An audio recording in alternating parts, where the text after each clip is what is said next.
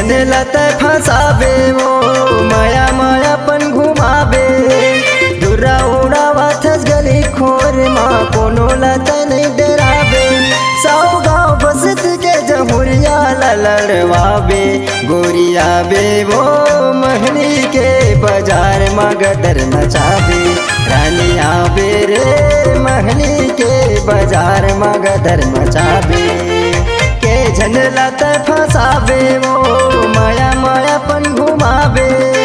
धुरा उडावाथच गली खोर मा कोणोला तय नहीं डरावे साव गाँव बसत के जमुरिया लड़वावे गोरिया बे वो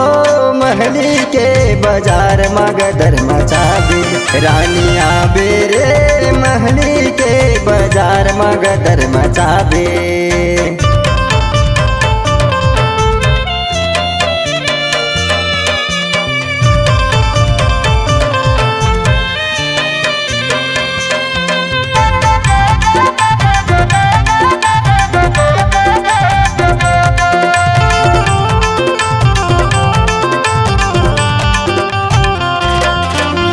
दिन बुधवार बाजार भरा थे 3 बजे के बेरा सीताराम के पान ठेला में रही थे वो मोरे डेरा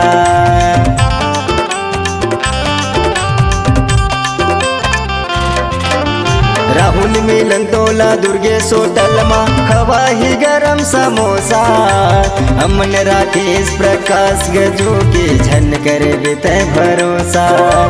करण साहिल मनोहर तू केस के झन करे बेते भरोसा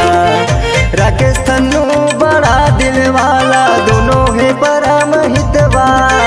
देव साहू से माटूरा है काला बना बेते मितवा पगली के झन में तहास के लजावे गोरिया बे वो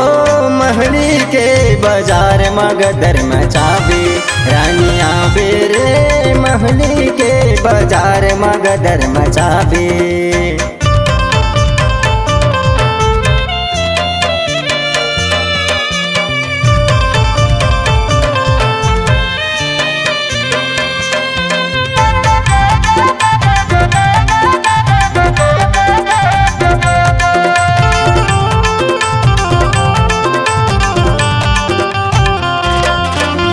महली को बदुल्लापुर के दूरा है कई तबाही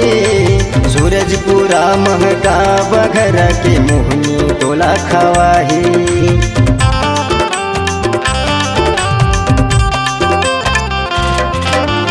रात से लुनमा जम्मो टूरा होगे सज धज के तैयार वो तोर पाछू मा हरेगा जाला मोहन प्रदीप है बीमार वो तोर पाछू मा ये मटे मटे ही नीतीश का काहे बीमार वो संजू श्याम हवैल बेला घुमा दी पंडरिया इंद्रा भाई खाटी हैंडसम है झन मिला बे नजरिया कोरी बस स्टैंड में चक्का जाम करावे रानिया बे वो महली के बाजार में गदर मचावे रानिया बे रे महली के बाजार में गदर मचावे के झंडला तय फसावे वो माया मायापन घुमावे धुरा उडावाथच गली खोर मा कोणोला तय नहीं डरावे साव गाँव बसत के जमुरिया लड़वावे गोरिया बे वो महली के बाजार मा गदर मचावे रानिया बे रे महली के बाजार मा गदर मचावे गोरिया बे वो महली के बाजार मा गदर मचावे रानिया बे वो महली के बाजार मा गदर मचावे।